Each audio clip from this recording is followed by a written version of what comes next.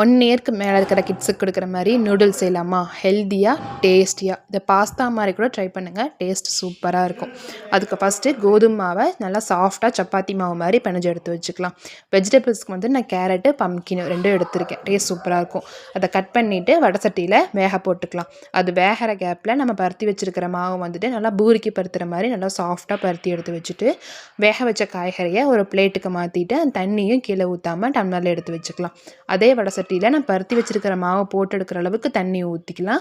அது நல்லா கொதிச்சு வர டைமில் ஒவ்வொரு மாவாக போட்டு அது 2 பக்கம் திருப்பி போட்டு வேக வச்சோம்னா வெந்ததுக்கப்புறம் அது நல்லா மேலே வந்துடும். அப்போ வெந்துருச்சுன்னு அர்த்தம். இது ஒரு பக்கம் ஆற வச்சுக்கலாம். அப்புறம் பேஸ்ட் ரெடி பண்ணுறதுக்கு மிக்ஸி ஜாரில் கட் பண்ணி வேக வச்சுருக்கிற காய்கறி கொஞ்சமாக பன்னீர் ஆட் பண்ணிக்கலாம். ஒரு 4-5 பல் முந்திரி ஆட் பண்ணிங்கனாலும் டேஸ்ட்டு சூப்பராக இருக்கும். அரைச்சதுக்கப்புறம் நல்லா ஸ்மூத்தாக க்ரீமியாக நல்லாயிருக்கும். அப்புறம் அரைச்சி நல்லா ஸ்மூத்தாக அரைச்சிட்டு அப்புறம் நூடுல்ஸ் சேஃப் வேணும்னா நீங்கள் இந்த மாதிரி பண்ணணும். உங்களுக்கு பாஸ்தா மாதிரி வேணும் அப்படின்னா நீங்கள் வேக வைக்கிறதுக்கு முன்னாடியே உங்களுக்கு பிடிச்ச பாஸ்தா ஷேஃபில் பண்ணிவிட்டு அப்புறமா வேக வச்சிங்கன்னா அவ்வளோதான், பாஸ்தா ரெடி ஆயிடும். என் பையனுக்கு நூடுல்ஸ் பிடிக்குங்கிறனால நான் இப்போ ட்ரை பண்ணியிருக்கேன்.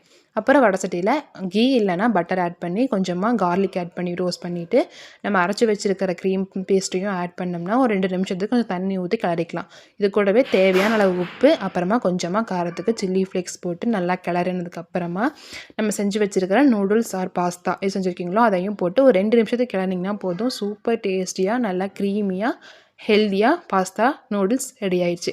கண்டிப்பாக ட்ரை பண்ணி பாருங்கள். உங்கள் கிட்ஸ்க்கும் ரொம்ப பிடிக்கும். வேலை ஜாஸ்தி தான், ஆனால் அவங்க விரும்பி சாப்பிடும்போது நமக்கு அதுவே போதும்ல. கண்டிப்பாக ட்ரை பண்ணி பாருங்கள். சூப்பர் டேஸ்ட்டாக இருக்கும். என் பையனுக்கு ரொம்ப பிடிச்சிருந்துச்சி, நல்லா விரும்பி சாப்பிட்டான்.